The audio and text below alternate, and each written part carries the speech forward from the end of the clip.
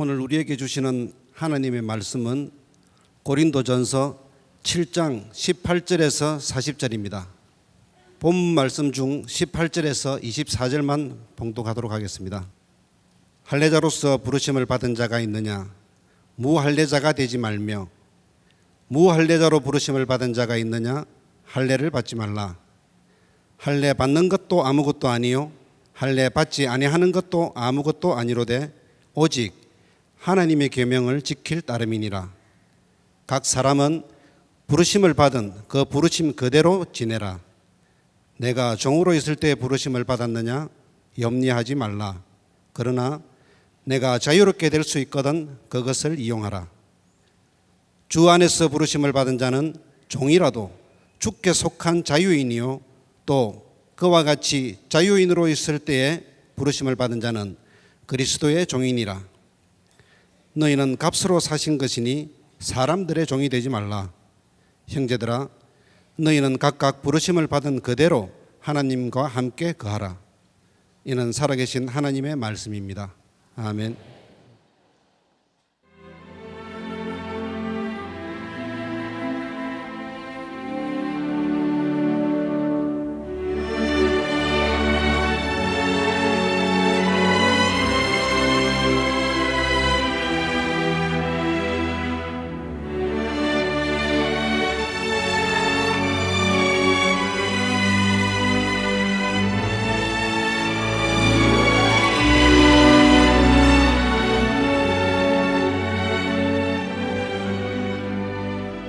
지난 주간에 제가 참 좋은 책을 하나 만나서 읽게 되었습니다. 내일의 기름 부음이라고 하는 책인데 참 오랜만에 좋은 책을 만나서 너무너무 좋았어요. 제가 이 책을 우리 교회 교역자들과 장로님들에게 다 나눠드렸어요. 여러분들에게도 기회가 되면 좀 볼 수 있으면 좋겠고, 장로님들하고 교역자들만 제가 사서 나눠드렸는데 억울하면 장로가 되든지 목사가 되든지 하시면 됩니다.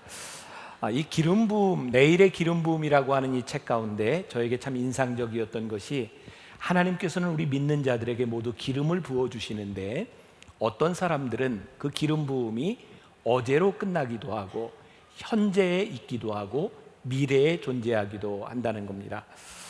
그 책에 보면 예를 들어서 이스라엘의 초대 왕이었던 사울의 이야기를 하고 있습니다. 그는 대표적으로 어제의 사람이 되었다. 그가 하나님 앞에 기름 부음을 받을 때 그는 참 괜찮은 사람이었습니다. 겸손했고 예언을 하며 하나님 앞에 쓰임 받을 만한 사람이었어요. 근데 어느 날부터인가 그가 하나님을 떠나게 되었고, 그는 하나님을 떠나서 다윗을 보게 되었을 때 그를 시기하게 되었고, 그의 질투로 말미암아 다윗을 죽이려고 합니다.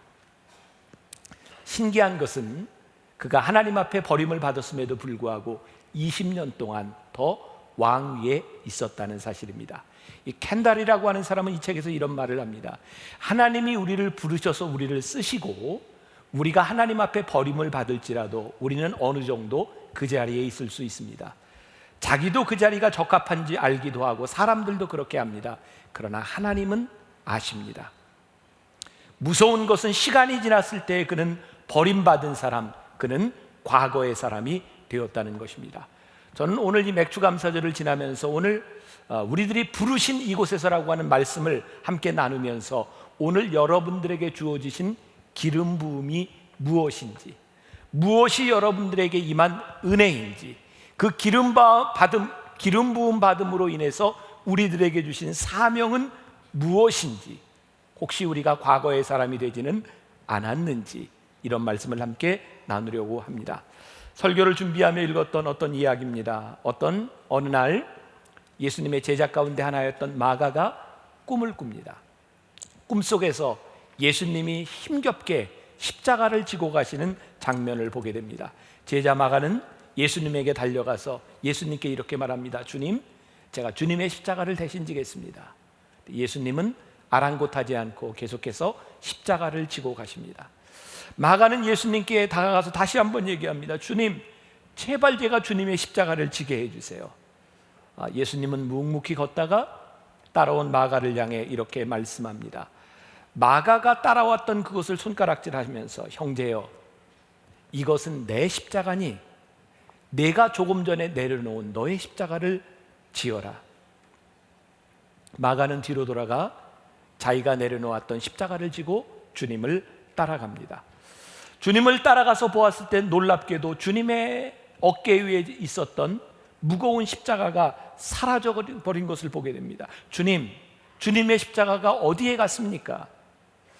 예수님은 마가를 바라보며 이렇게 말씀하십니다. 형제여, 내가 사랑으로 내 십자가를 질 때 바로 내 십자가를 지는 것이나 다름이 없느니라. 오늘 우리들에게 중요한 것은 오늘 우리를 부르신 그 자리에서 우리가 감당해야 될 것과 우리들이 져야 할 십자가를 지고 있느냐는 것입니다. 사실 제가 오늘 본문 말씀을 가지고 설교를 준비하면서 처음 잡았던 제목은 생긴 대로 살기였습니다.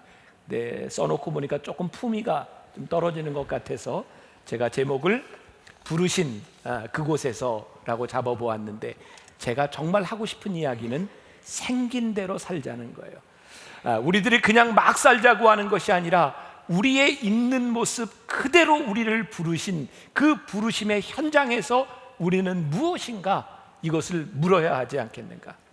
사람들은 살아가는 자기들의 방식이 있습니다. 어떤 사람들은 상대방이 나와 같았으면 좋겠다라는 것을 요구하기도 하고, 어떤 사람은 내가 가지지 못한 것을 가진 그 사람을 바라보며 부러워하기도 합니다. 하나님께서 우리를 다 부르셨는데 문제는 우리를 똑같은 자리에서 똑같은 상황에서 부르신 것이 아니라는 것이죠. 고린도 교회에도 이런 동일한 문제로 교회 안에 문제와 갈등이 존재했어요. 어떤 사람은 할례를 받고 유대인으로 살아가다가 예수님을 영접하게 되었고, 어떤 사람은 이방인으로 살다가 예수님을 영접합니다. 유대인들은 할례를 받은 사람이고 이방인들은 할례를 받지 않은 사람입니다. 어떤 사람은 자유인으로 살아가다가 불리움을 받고, 어떤 사람은 종으로 살다가 불리움을 받습니다. 그래서 사람들 사이에 이런 논쟁이 있었던 것 같아요.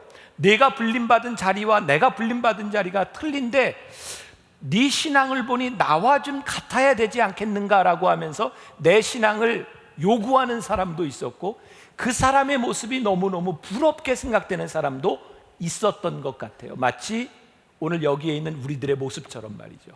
그래서 사도 바울은 오늘 본문 말씀 20절에서 이렇게 말씀합니다. 같이 한번 봉독해 볼까요? 각 사람은 부르심을 받은 그 부르심 그대로 지내라. 사도 바울은 이야기합니다. 너희들을 부르신 그 부르심 그대로 지내라. 종종 우리는 교회에서 좀 잘못된 전도의 형태를 보게 됩니다. 전도는 하나님의 말씀을 전하는 것임에도 불구하고 우리는 우리가 살아왔던 믿음의 전통과 내 습관, 내 삶을 전도라고 착각하는 경우가 있는 것 같아요. 제가 만나교회가 여기 들어서기 전 92년 후반부에 임해천 동신상가에서 교인들 몇몇과 함께 개척교회를 시작했었습니다. 그때 그 교회를 이렇게 지나가다 보면 늘 길가에 플래카드가 이렇게 걸려 있었어요. 아마 그 당시 살았던 분들은 기억하시는지 모르겠어요. 교회 이름은 이야기 안 합니다. 그런데 그 교회에 이렇게 붙여져, 여러분 우리 목사님 설교 한번 들어보세요. 그게 교회의 플래카드였습니다. 저는 그때 그런 생각을 했어요. 저건 아무래도 어떤 개인이 목사님이 좋아서 걸어놓은 것 같지는 않고 아마 교회가 교회 홍보 차원에서 저걸 걸어놓았던 것 같아요. 그때 제 마음, 저건 전도가 아닌데, 교회를 홍보하는 것이 될 수는 있지만 저것이 전도는 아닌데, 우리 목사님 설교 한번 들어보세요 라고 하는 것이 내가 그 목사님의 설교가 좋아서 내 마음에 들 수는 있지만 그 설교를 듣지 않는 사람이 잘못된 것은 아닌데 왜 굳이 내가 듣고 있는 설교를 다른 사람도 들어야 된다고 생각을 할까? 저는 여기 만나교회를 다니는 여러분들이 이 만나교회를 정말 좋은 교회로 생각하고 있는 줄 저는 믿어요. 네, 조금 제가 오버한 것 같아요. 그리고 여러분들이 저와 함께 신앙생활을 하면서 만나교회 담임 목사로서 참 좋다 이렇게 느끼고 있다고 생각하고 싶어요. 네, 얼마나 좋아요. 저는 참 좋은 일이라고 생각합니다. 그러나 우리가 좋은 것만큼 다른 사람도 동일한 좋음이 있을 수 있고, 내가 느끼는 것과 틀리게 다른 사람도 얼마든지 느낄 수 있지 않겠습니까?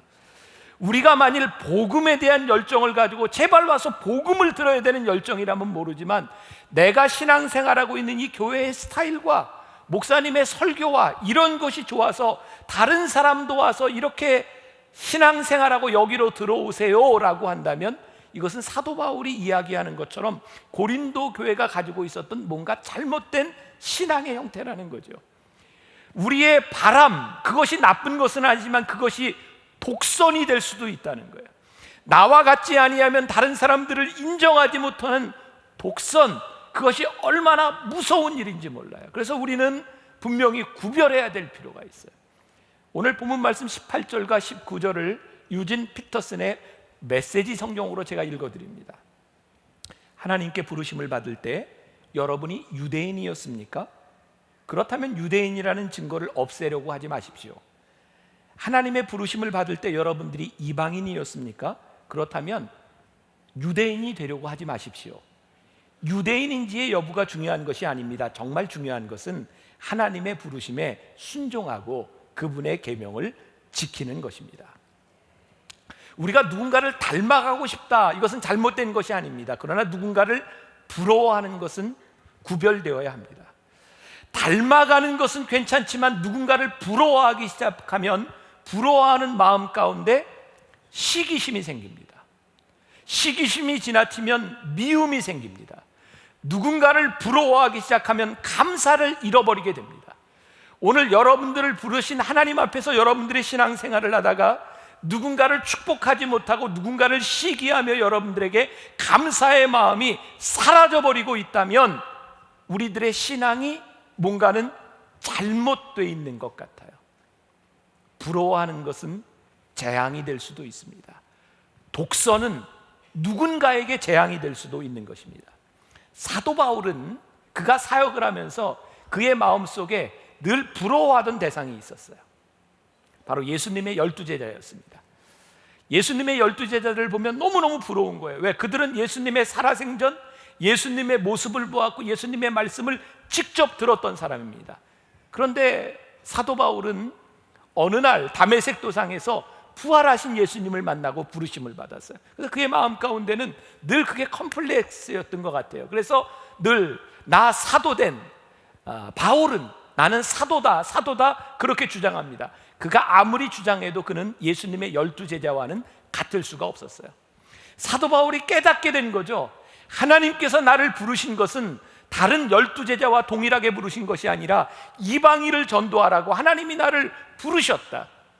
그 다음부터 사도 바울은 그가 배우려고 했던 것, 그가 부러워했던 것, 그것이 문제가 하나님께서 나를 부르신 그 부르심 앞에서 나의 약함도 강함이라고, 내가 소중하게 생각했던 것들로 다 내가 배설물로 버릴 수 있으면 하나님이 나를 부르신 그 자리가 가장 귀하다고 하는 것을 고백하게 되죠. 여러분, 예수님의 12제자 중에 가장 튀는 제자가 누굽니까? 베드로 아닙니까? 베드로. 여기저기서 툭툭 나서서 말도 잘하고, 그래서 베드로는 예수님이 십자가를 지시기 전에 예수님 십자가 절대 못 지십니다, 제가 절대로 예수님 부인하지 않습니다, 예수님 지켜드립니다 그랬는데 예수님 가야바 법정에서 재판받을 때 어떻게 했어요? 어린 소녀가 와서 너 예수님 아냐 그랬더니 모른다고 3번씩이나 부인하잖아요. 베드로가 닭이 울 때 자기가 예수님을 부인한 것 때문에 나가서 통곡하고 옵니다. 여러분, 이 마음이 이해가 되세요? 내가 사랑하고 내가 절대로 배신하지 않겠다고 하는 예수님 배신한 것 때문에 통곡하며 울었던 베드로에게 그게 얼마나 큰 아픔이었겠습니까? 아픔을 안고 그는 옛생활로 돌아가서, 그는 제자의 삶이 아니라 어부의 삶으로 돌아가 있을 때에 예수님께서 베드로를 찾아오셨어요. 그 베드로에게 물으시죠. 요한의 아들 시몬아, 내가 나를 사랑하느냐? 요한의 아들 시몬아, 내가 나를 사랑하느냐? 베드로의 심정으로 그 물음을 들었다고 생각해 보세요. 예, 제가 주님 사랑합니다. 제가 주님 사랑합니다. 3번째 물었을 때 배신했던 자신의 모습이 떠올랐을 때 얼마나 부끄럽고 얼마나 후회스러운 모습이었겠습니까? 근데 예수님을 부인하고 옛생활로 돌아가 있던 그 자리에서 베드로를 부르셨어요. 베드로가 정말 훌륭한 사역자가 돼 마지막에 거꾸로 십자가에 못 박혀 죽을 만큼 그렇게 순교자가 되어 사역합니다. 그건 그냥 제 상상입니다. 베드로가 설교하면서 사람들에게 복음을 전하면서 어떤 말을 제일 많이 했을까? 저는 이 말을 제일 많이 했을 것 같아요. 여러분, 실망하지 마십시오. 여러분, 저는 가야바의 법정에서 예수님을 모른다고 3번씩이나 부인했던 사람입니다. 근데 주님께서 나를 버리지 않으시고 나를 다시 불러주셨습니다. 여러분, 혹시 여러분들이 죄를 짓고 여러분들이 혹시 연약하여 주님을 배신했다 할지라도 염려하지 마십시오. 3번씩이나 부인했던 나를 부르셨던 예수님께서 여러분들을 부르시지 않겠습니까? 저는 그 설교를 들으면서 많은 사람들이 은혜를 받았을 것 같아요. 그래, 베드로를 부르셨던 예수님께서는 나도 부르실 거야. 이 자리에서 주님이 나를 쓰실 거야. 베드로의 수치는 수치가 아니라 하나님이 그를 쓰시는 부르심의 현장이었어요. 오늘 우리를 부르시는 그 자리는 하나님이 우리들에게 특권을 허락하시는 가장 소중한 자리입니다. 오늘 본문 말씀 23절과 24절, 제가 유진 피터슨의 메시지 성경으로 읽어드립니다. 종이든 자유인이든 간에 한때 여러분들 모두는 죄악된 사회의 볼모로 잡혀 있었습니다. 그때 하나님께서 여러분들의 몸값으로 어마어마한 금액을 치르셨습니다. 그러니 여러분은 다른 사람이 시키는 대로 행하던 옛 습관으로 돌아가지 마십시오. 친구 여러분, 여러분이 부름받았던 그 자리에 머무십시오. 하나님께서 그 자리에 함께 계십니다. 고상한 자세를 견지하고 하나님 곁에 머무르십시오. 우리가 부르심의 그 자리에 있을 수 있는 근거, 이유가 무엇입니까? 여러분들을 부르신 그 자리에 하나님께서 계시기 때문입니다. 여러분들을 부르셨던 그 자리가 아무리 수치스럽다 할지라도 하나님께서 여러분들 어마어마한 값을 주시고 여러분들을 사셨기 때문에 바로 여러분들이 있는 그곳에 하나님이 계십니다. 이때 우리의 사역과 우리의 삶은 자유함을 누리기 시작합니다. 어떤 것도 우리의 발목을 잡을 수 있는 것이 아니라 우리를 부르신 그 자리에서 우리들이 하나님 앞에 쓰임받을 수 있음을 고백하게 됩니다. 여러분들에게 묻습니다. 여러분들 복음 안에서 자유하십니까? 예수님을 믿고 여러분들 섬기는 이 자리가 여러분들에게 자유하십니까? 당시 많은 사람들이 이 자유를 잘못 이해하고 있었던 것 같아요. 내가 하나님 앞에 부르심을 받았는데 이제 부르심으로 내가 무엇을 해야 되겠는데, 우리들의 선함, 그래서 사람들은 끊임없이 죄에서부터 자유하려고 자기를 억누르고, 그래서 교회 안에는 금욕주의적인 성향도 나타났던 것 같아요. 그래서 신앙생활을 오래 하면 오래 할수록 우리의 신앙을 지키려고 교회 안에서는 많은 법들이 만들어져요. 우리들이 하나님 앞에 부르심을 받아서 이 부르심대로 살아가려고 하는데, 언제부터인가 죄에서부터 자유한 것이 아니라 죄에서부터 자유하기 위하여 만들어놨던 법들이 우리를 붙잡기 시작했어요. 아무리 노력해도, 우리들이 아무리 금욕적인 생활을 해도 우리들의 삶이 죄를 이길 수가 없는 거예요. 이것이 오늘 우리들의 문제, 우리 인간들에게 솟아나는 욕망에 대한 문제, 그 억제한다고 우리들에게서 죄성이 없어지는 것이 아닙니다. 오히려 욕망으로 인해서 우리들에게 죄책감이 점점 찾아올 뿐입니다. 우리들은 금욕적인 삶을 살 만큼 그렇게 완전한 사람이 되지 못합니다.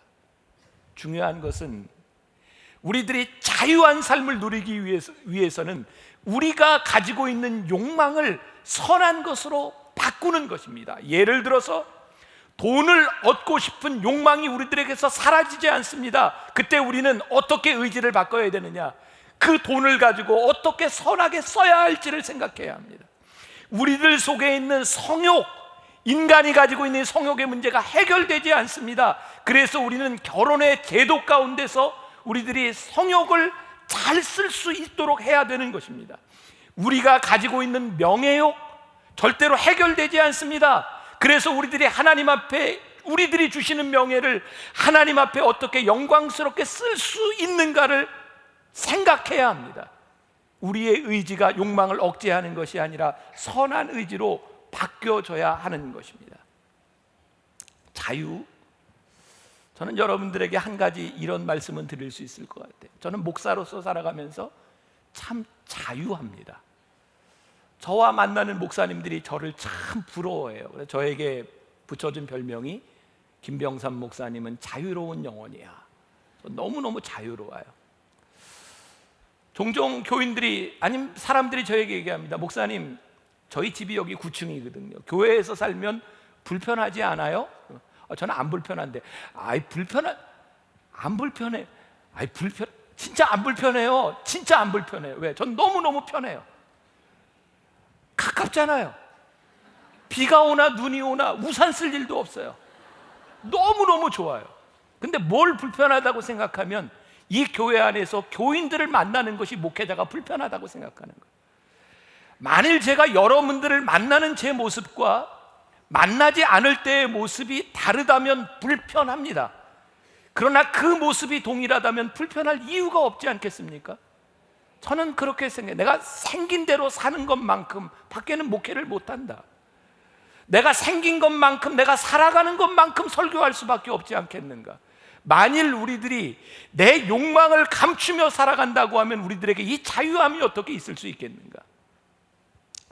저는 가능하면 이렇게 있는 대로 생긴 대로 살려고 노력을 많이 하는데, 오래전입니다. 저희 교회 시청각 선교위원회가 저한테 현충일에 같이 야유회를 가자 그랬어요. 제가 미국에서 돌아온 지 얼마 안 됐을 때입니다. 야유회를 간다 그래서 제가 여름이니까 선글라스도 끼고 반바지를 입고 샌들을 신고 딱 나타났는데 깜짝 놀랐어요. 교인들이 다 긴 바지를 입고 이렇게 나타났는데 아마 저하고 가서 그랬는지 원래 그런 건지 모르겠지만 저는 굉장히 당황스러웠어요. 이거 내가 뭔가 잘못된 거 아닌가.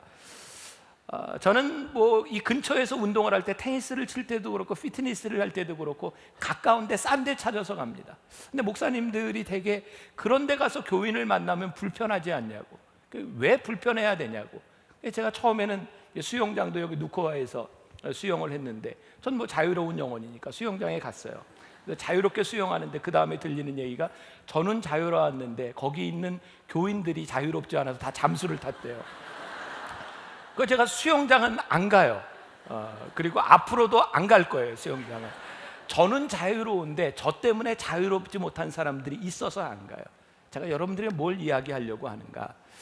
하나님이 우리를 자유로 부르셔서 우리를 부르신 그곳에서 우리들이 살도록 하셨는데 우리들이 자유를 사용할 수 있는데 성경은 우리들에게 네 마음대로 사용하라 라고 말씀하신 것이 아니라 유익을 위해서 쓰라는 거예요.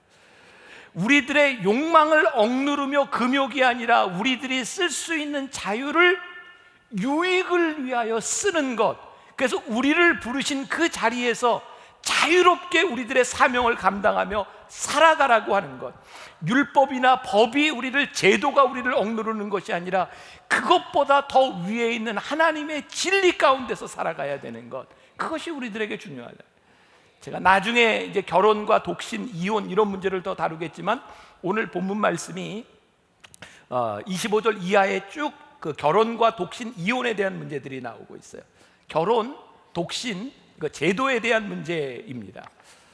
혹시 여기 결혼하는 처녀들이 있다면 잘 들으세요. 25절과 26절에 처녀들에 대해서 나오고 있습니다. 제가 읽어드릴게요. 처녀들에 대하여는 내가 주께 받은 계명이 없으되 주의 자비하심을 받아서 충성스러운 자가 된 내가 의견을 말하노니 내 생각에는 이것이 좋으니 곧 임박한 환난으로 말미암아 사람이 그냥 지내는 것이 좋으니라. 자, 이 말 오해하지 말고 잘 들으세요, 처녀들.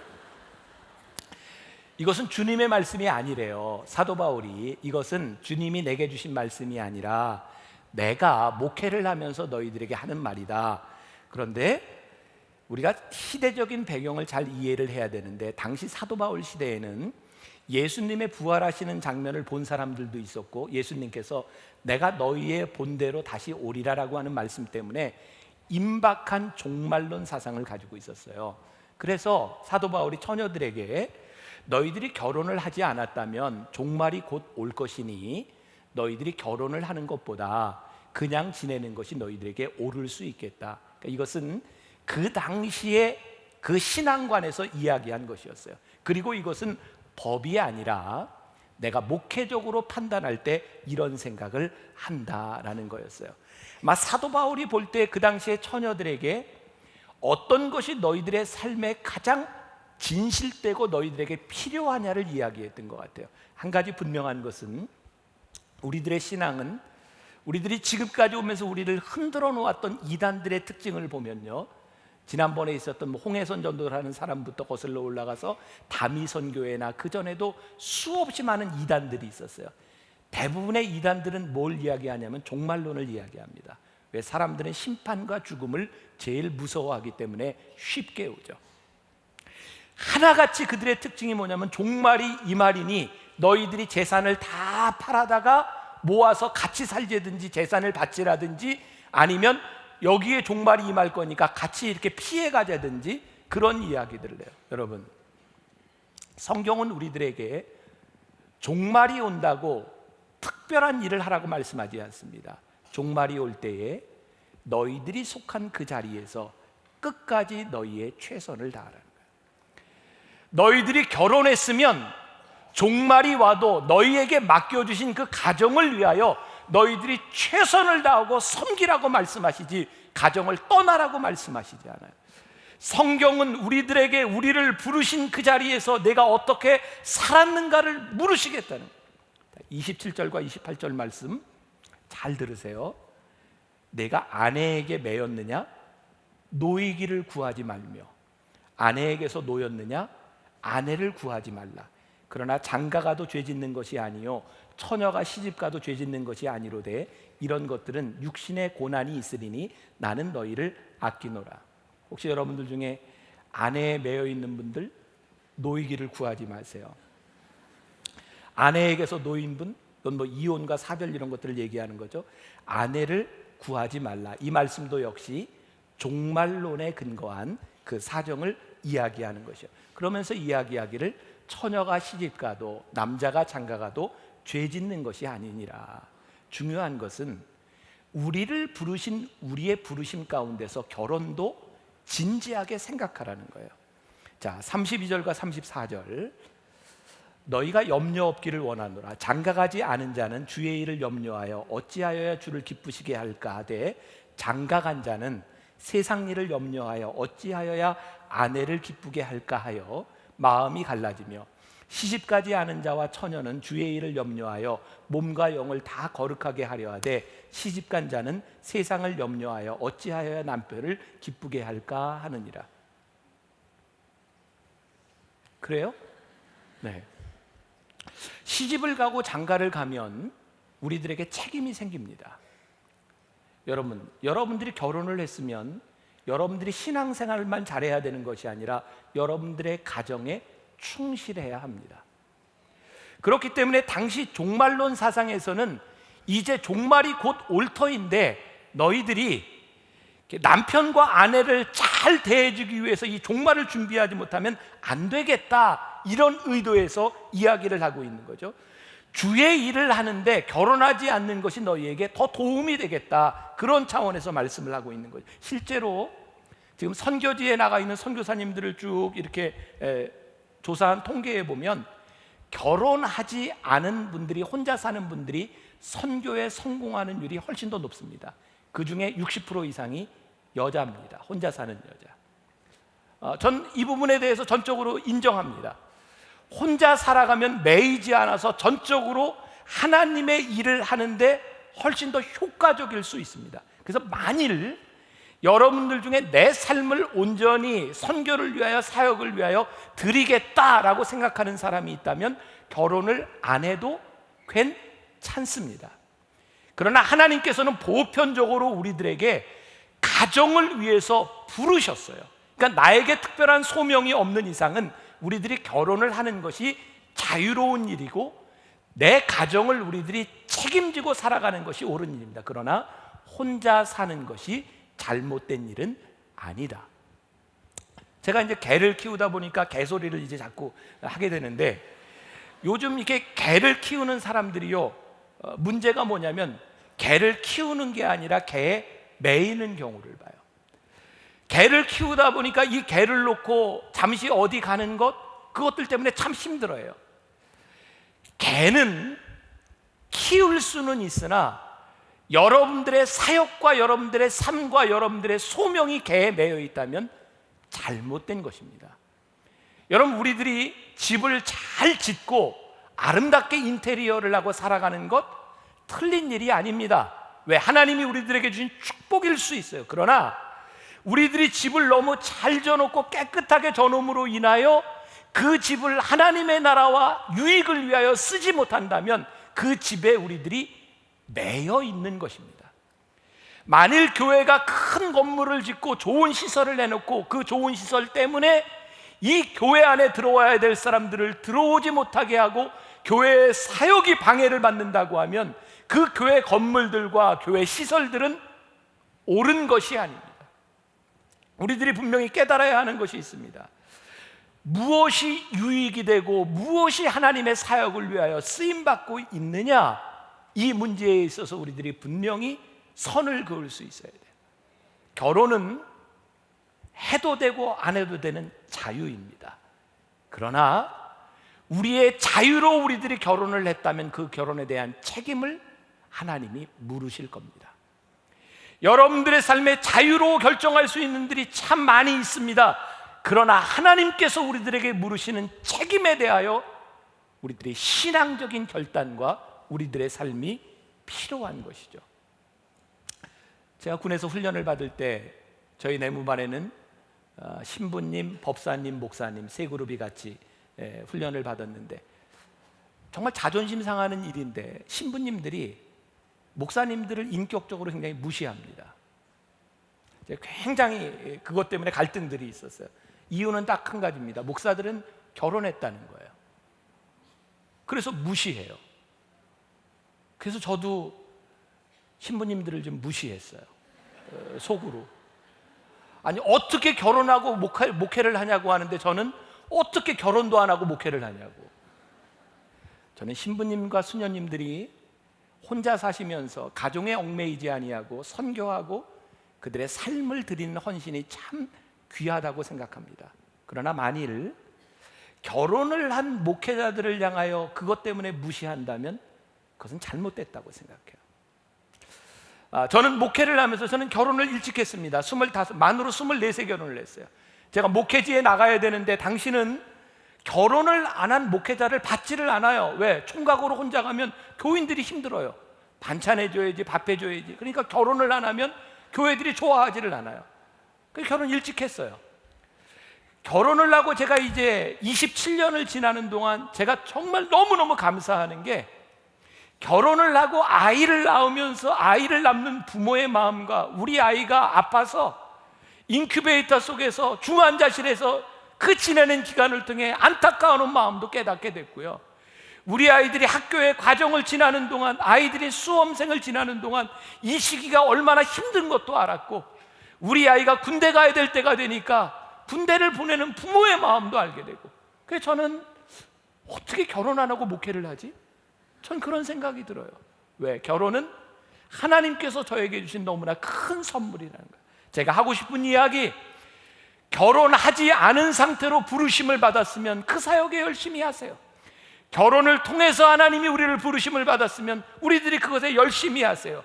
그러나 규범으로 인하여 남을 정죄하거나 규범으로 인하여 독선적이 되지 않도록 하나님의 진리는 인간이 만들어 놓은 법보다는 위에 있는 것이에요. 가끔 우리 교인들이 그런 얘기해요. 만나교회에서 신앙생활 하기가 참 어렵습니다. 어려운 이유는 대개 모든 교회들이 가면 해야 될 것과 말아야 될 것, 이런 규범이 확실한데 만나교회는 정확하게 뭐 해라 하지 말라 얘기해 주지 않는다는 거예요. 근데 저는 정말 여러분들에게 이거 하시오 하지 마시오 하면 편할 것 같아요. 여러분들도 편할 것 같아요. 그런데 우리들이 하고 하지 말라는 규범을 만들면 만들수록 우리는 자유함을 잃어버려요. 그리고 규범 속에서 율법적이 되어버려요. 힘들기는 하지만 여러분들이 말씀과 여러분들이 기도하며 여러분들의 삶이 어찌해야 될지를 여러분들이 결정해야 돼요. 여러분들은 자유로 부르심을 받았기 때문에 그래요. 부르심을 받은 그 자리에서 여러분들이 응답할 수 있어야 되기 때문에 그래요. 전 여러분들이 만나교회에서 신앙생활하는 동안 참 힘들 것 같아요. 근데 저는 그게 진리의 길이라고 생각해요. 우리를 부르신 그곳에서 우리들이 어떻게 응답하며 우리들이 살아가는가? 시간이 많이 지나갔네요. 제가 조금 요약을 하겠습니다. 고린도 교회의 복음이 전해지기 전 예수를 믿고 신앙생활하던 사람들에게 사도 바울이 권면합니다. 될 수만 있으면 가정을 잘 지키십시오. 그리고 여러분들이 가정을 만들 때에 여러분들이 할 수만 있다면 주 안에서 가정을 만드십시오. 그러나 여러분들이 그렇게 하지 못했다면 여러분들에게 주어진 가정과 여러분들의 삶에 성실하십시오. 그것에 충실하십시오. 그것이 하나님이 원하시는 겁니다. 어떤 레비라고 하는 사람이 길을 걷고 있는데 어떤 사내가 바쁘게 달려가더랍니다. 랍비가 사내에게 물었답니다. 여보시오, 어딜 그렇게 바쁘게 가시오?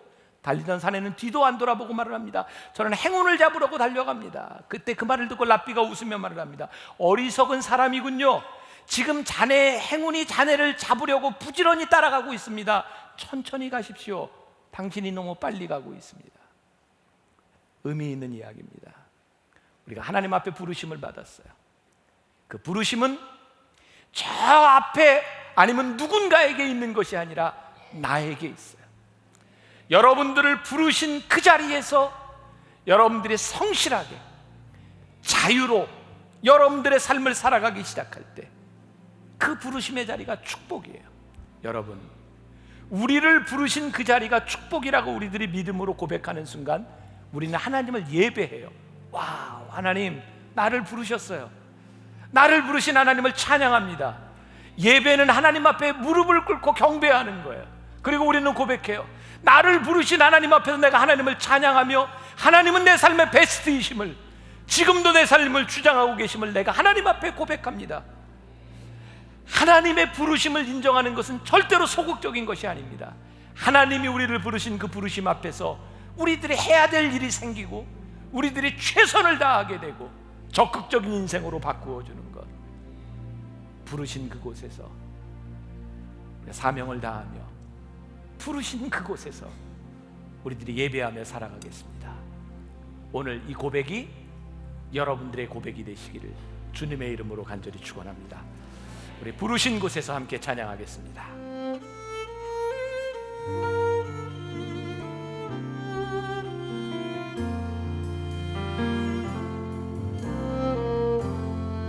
따스한 성령님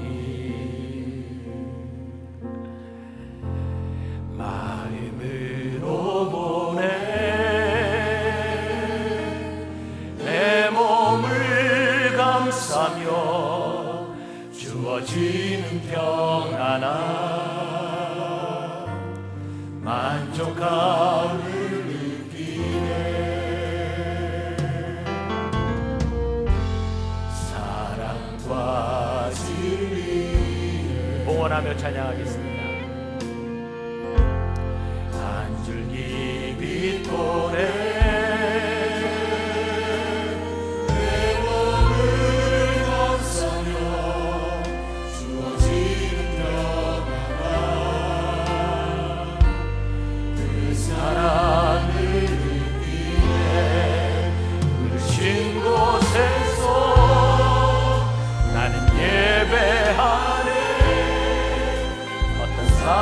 상황에도 나는 예배하네. 신 곳에서 나는 예배하네.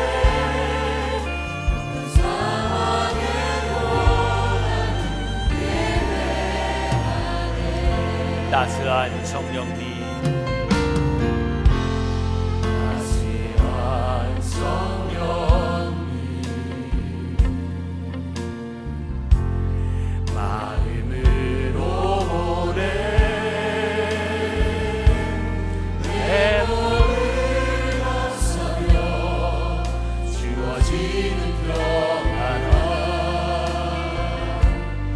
만족함을 느끼네.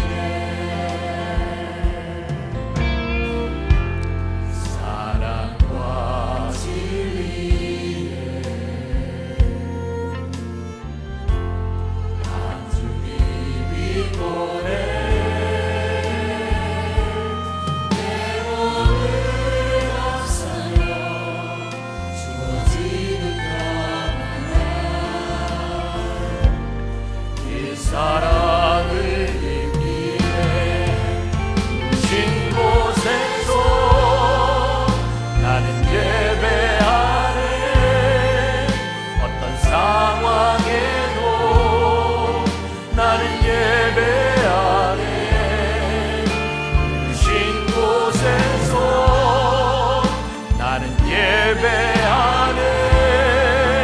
어떤 상황에도 예배하네. 내가 걸어갈 때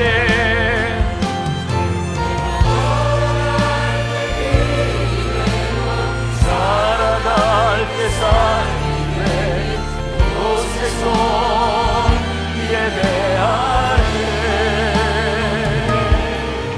내가 걸어갈 때 길이 되고 살아갈 때 삶이 되고 그곳에서 예배하네. 진 곳에서 나는 예배하네.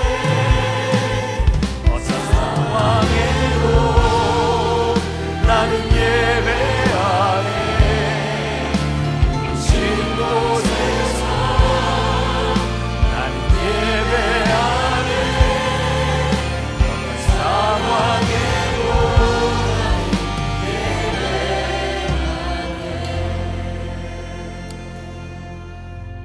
하나님, 우리는 인생을 살아가며 누군가를 부러워할 때가 참 많았습니다. 아니, 우리를 부르신 그곳이 부족하다고 생각할 때도 많이 있었습니다. 아니, 누군가를 부러워하기보다는 시기로 우리의 눈이 멀었을 때도 많이 있었습니다. 하나님, 우리를 부르신 그곳에서 하나님은 우리와 함께 계시다고 말씀하십니다. 우리가 할 수 있는 그 일, 하나님이 우리신 그곳에서 하나님을 예배하며 살아갈 수 있는 일, 얼마나 귀한 일인지 올 한 해의 전반기를 지나오며 혹시 잃어버렸던 감사가 있다면 회복하게 하여 주옵시고, 혹시 부르심의 자리를 떠난 사람이 있다면 다시 돌아오게 하여 주옵시고, 우리의 부르심이 과거의 사람으로 끝나는 것이 아니라 올해 남겨진 시간도, 아니 앞으로 살아가는 인생 가운데서도 끝까지 이 부르심을 붙들고 승리하는 주의 백성들이 되게 하여 주옵소서. 오늘도 하나님 앞에 드려진 귀한 예물, 우리의 헌신을 기억하시고 이 예물이 쓰여지는 곳마다 하나님의 귀한 나라가 이루어지며 하나님의 진리가 선포되게 하여 주옵소서. 지금은 우리 주 예수 그리스도의 은혜와 하나님 아버지의 무한하신 사랑과 성령의 인도하심이 부르신 이곳에서 주님을 예배하며 우리와 함께 하실 하나님을 기대하며 나아가는 당신의 사랑하는 모든 백성들 위해 지금부터 영원까지 함께 하시기를 간절히 축원하옵나이다. 아멘.